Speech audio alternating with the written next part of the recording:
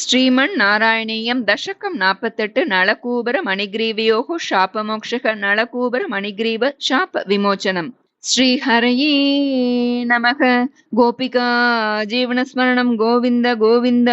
मुदा सुरौगैस्त्वमुदारसम्मदैः उदीर्य दामोदर इत्यभिष्टुतः मृदुदरस्वैरमुलुकलेलगन् अदूरतो द्वौ ककुबावुदैक्षताः कुबेरसूनुर्नळकूबराभिदः परो मणिग्रीव इति प्रतां गतः महेशसेवादिगतश्रियोन्मदौ चिरं किल त्वद्विमुखावकेलताम् सुरापगायां किल तौ मदोत्कटौ सुरापगायद्बहुयौवतावृतौ विवाससौ केलिपरौ स नारदः भवत्पदैकप्रवणो निरैक्षत भिया प्रियालोकमुपातवाससं पुरो निरीक्ष्यापि मदान्धचेतसौ इमौ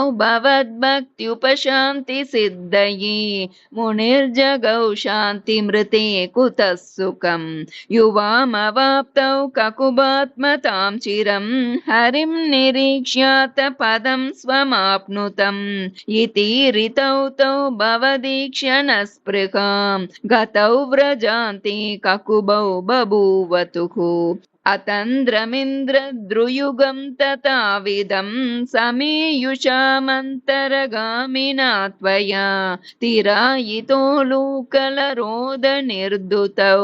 चिराय जीर्णौ परिपातितौ तरु अबाजिशाकिद्वितयं यदा त्वया तदैव तद्गर्भतलान्निरेयुषा महात्विषायक्षयुगेन तत्क्षणादबाजि गोविन्द भवानपि स्तवैः ईकान्यभक्तोऽपि समेष्यति क्रमाद् भवन्तमेतौ कलुरुद्रसेवकौ मुनिप्रसादाद् भवदङ्घ्रिमागतौ गतौ वृणानौ खलु भक्तिमुत्तमाम् ततस्तरुदारणदारुणारव प्रकम्पि सम्पातिनि गोपमण्डले विलज्जितत्वज्जननी मुखेक्षिणा व्यमोक्षिनन्देन भवान् विमोक्षदः महीरुकोर्मध्य गतो बतार्भको हरिः प्रभावादपरीक्षतोऽधुना